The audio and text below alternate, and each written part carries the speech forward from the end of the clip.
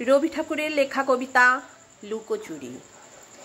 আমি যদি দুষ্টুমি করে চাঁপার গাছে চাঁপা হয়ে ফুটি, ভোরের বেলা মা গো ডালের পরে কচি পাতায় করি লুটোপুটি, তবে তুমি আমার কাছে হারো, তখন কি মা চিনতে আমায় পারো?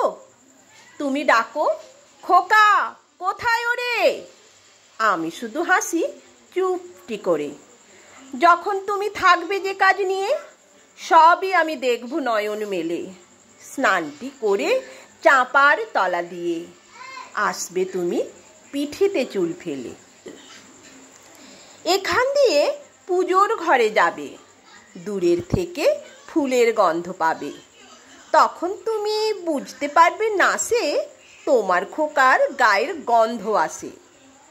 দুপুরবেলা মহাভারত হাতে বসবে তুমি সবার খাওয়া হলে, গাছের ছায়া ঘরের জানালাতে পড়বে এসে তোমার পিঠে কোলে। আমি আমার ছোট্ট ছায়াখানি দোলাবো তোর বইয়ের পরে আনি, তখন তুমি বুঝতে পারবে না সে তোমার চোখে খোকার ছায়া ভাসে।